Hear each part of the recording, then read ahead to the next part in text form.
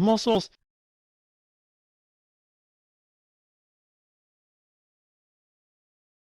Functions of muscles. Movement, obviously, they allow us to move. Stability, muscles help us maintain our posture. Heat reduction, when we are cold, we start shivering to increase the temperature. The muscles control the levels of glucose because we are going to use them for energy. Control of body openings.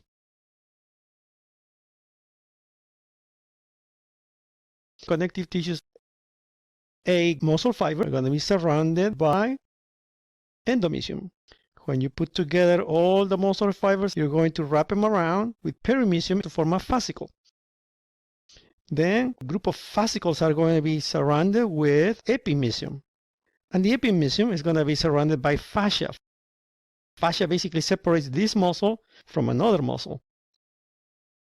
All the muscles that are attached to the skeleton are called skeletal muscles. In order to perform a movement, these skeletal muscles must be attached to your bones in 2 different points. As you can see here, for example, the biceps is attached in this bone, humerus, and this bone right here, the radius, for example. So it has 2 points of attachment.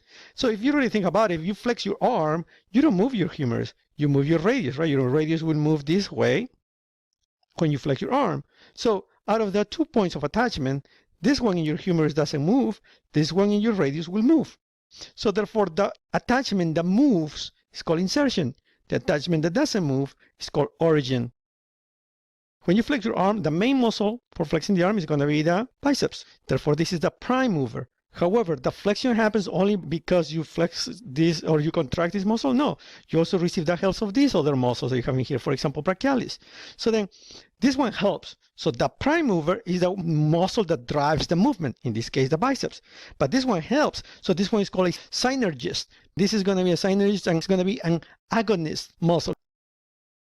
The triceps on the back of your arm is going to be an antagonist because it's going to do the opposite of what these muscles are going to do. When some groups contract, the other muscles relax. Fixator is a set of muscles that are going to help maintain the muscles in place when you are performing a movement. For example, if you contract this muscle and you have 2 points of attachment, then chances are that this can move, but also the origin will be able to move. How come this doesn't move? Because then you have muscles around this area that are attached to your scapula that are going to fix this point. Therefore, this point will not move. Intrinsic muscles, extrinsic muscles. Intrinsic muscles are the ones that are working in the area where the movement is happening. In the case of extrinsic, for example, when you flex your fingers, you don't use muscles in your hands. You move muscles that you have in your forearms. Basically, they're far away from where you're producing the movement. Therefore, that's why they are called extrinsic muscles.